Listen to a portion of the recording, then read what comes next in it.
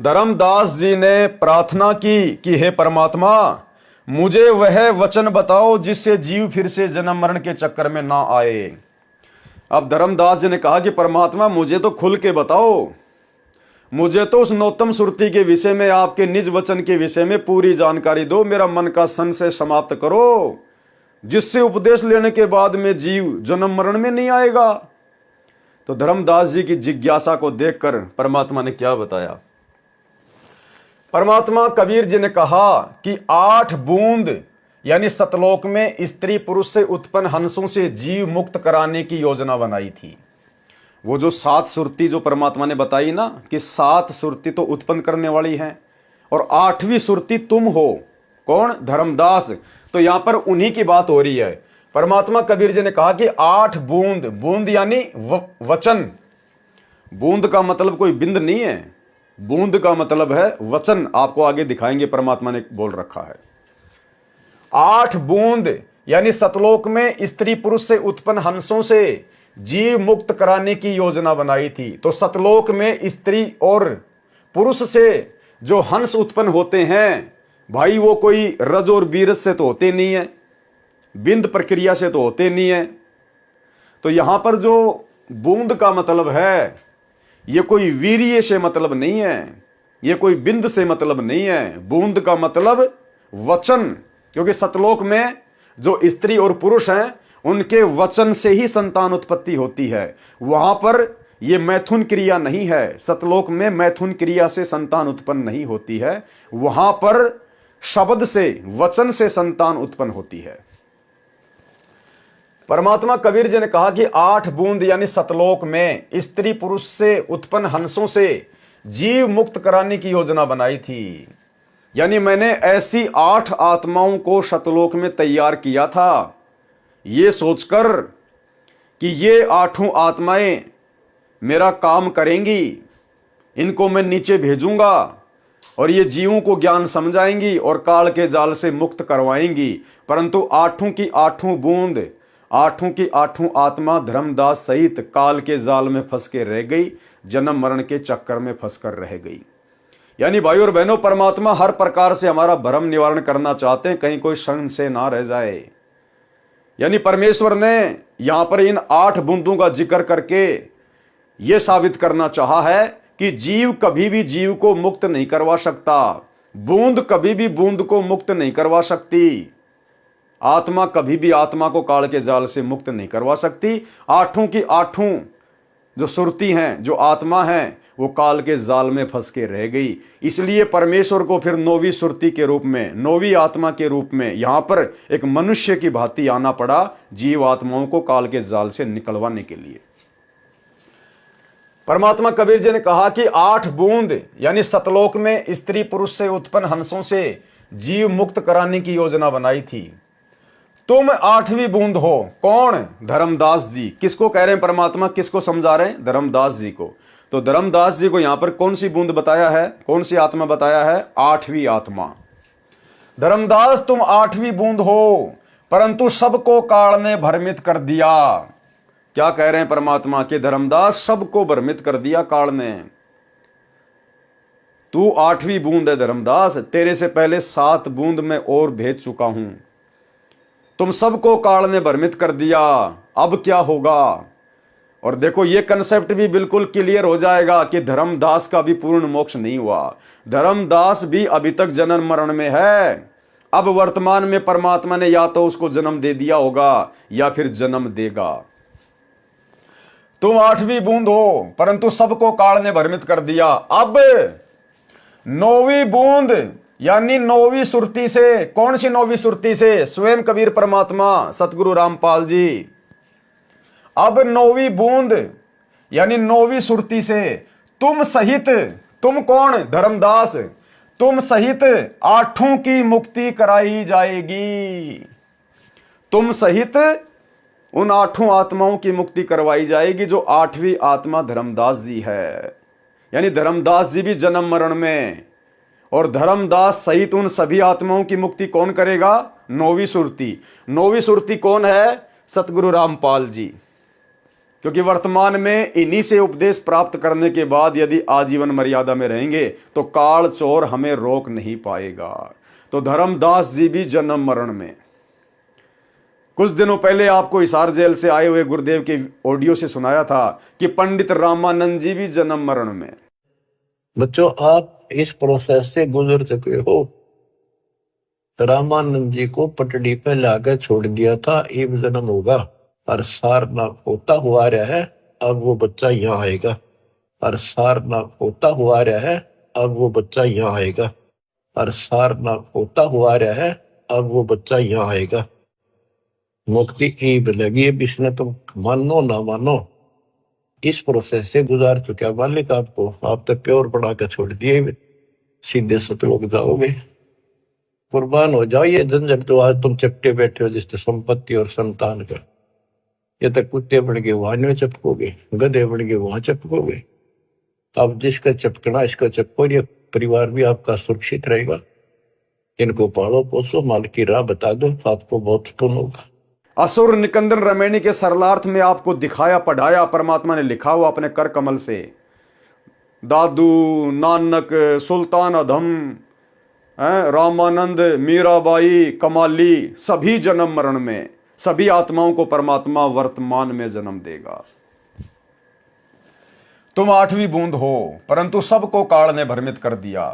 अब 9वीं बूंद यानी नौतम सुरति से तुम सहित 8 की मुक्ति कराई जाएगी। और भाइयों और बहनों, परमेश्वर ने जितनी भी अच्छी अच्छी आत्माओं के उदाहरण दिए हैं आप और हमें भक्ति मार्ग को समझाने के लिए, चाहे अर्जुन सर्जुन हो, चाहे मीराबाई जी हो, चाहे पंडित रामानंद जी हो, चाहे सर्वानंद जी हो, चाहे नीरू नीमा हो, चाहे धर्मदास जी हो, इब्राहिम सुल्तान हो, नानक जी हो, भाइयों और बहनों, ये तमाम आत्माएं आप और हम ही हैं।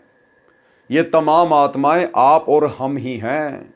इसीलिए परमात्मा बार बार आप और हमारे विषय में कहते हैं कि पुण्यात्माओं, तुम कितनी विशेष हो, तुम्हारे पुण्य कितने जबरदस्त हैं, मैं अपने शब्दों में तुम्हारी महिमा भी नहीं कर सकता। यहाँ के ब्रह्मा विष्णु महेश भी अध्यात्म के मामले में, पुण्यों के मामले में तुम आत्माओं के पाशिंग भी नहीं है। तो भाइयों और बहनों, आज से पहले सतयुग से लेकर और कलयुग की प्रथम पीढ़ी तक जितनी भी आत्मा हुई है भाइयों और बहनों, वो आप और हम ही हैं। क्योंकि आप और हमें आज परमात्मा ने मोक्ष की फाइनल स्टेज पर लाकर खड़ा कर दिया। और यदि आज हम यहां से फिसल जाते हैं, कोई मर्यादा तोड़कर, किसी के कहने से लोकलाज में दबाव में आके भक्ति छोड़कर, या गुरु को परमात्मा के रूप में ना पहचान कर, तो भाइयों और बहनों, असंख्य कल्प युगों के बाद फिर हो सकता हमारा नंबर लगे। अन्यथा फिर ये मौका परमात्मा, ऐसा गोल्डन चांस दोबारा नहीं देगा। तुम 8वीं बूंद हो परंतु सबको काल ने भ्रमित कर दिया। अब 9वीं बूंद यानी नौतम सुरति से तुम सहित 8 की मुक्ति कराई जाएगी। यानी अब सतगुरु रामपाल जी करेंगे सबकी मुक्ति। ये कबीर परमात्मा सतगुरु रामपाल जी के रूप में आए हुए हैं। ये नौतम सुरति है, परम अक्षर ब्रह्म, सतलोक के राजा। नौतम सुरति बूंद प्रकाशा, क्या कह रहे परमात्मा? नौतम सुरति बूंद प्रकाशा, नौतम सुरति बूंद प्रकाशा, यानी 9वें हंस का जन्म संसार में बूंद यानी माता पिता से होगा। इसका मतलब ये नहीं है कि सतगुरु रामपाल जी माता पिता के सहयोग से बिंद से पैदा हुए हैं, नहीं।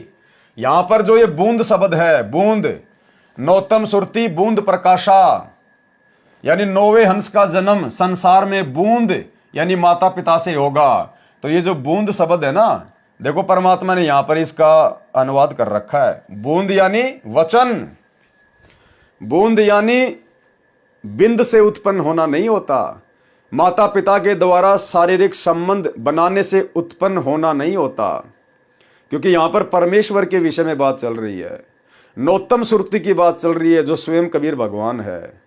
यहां पर किसी जीव या किसी आत्मा की बात नहीं चल रही। तो यहां पर जो बूंद शब्द है उसका मतलब है वचन, शब्द से उत्पन्न होगी, वचन से उत्पन्न होगी। और कबीर परमात्मा खुद ही शब्द है, खुद ही वचन है। वो जब चाहे जैसी लीला कर सकते हैं। आप और हमें लगेगा कि मां के गर्भ से आए हैं, दो अच्छी आत्माओं के शारीरिक मिलन करने से पैदा हुए हैं। जिस प्रकार गरीबदास जी के विषय में आपने पिछले वीडियो में सुन लिया।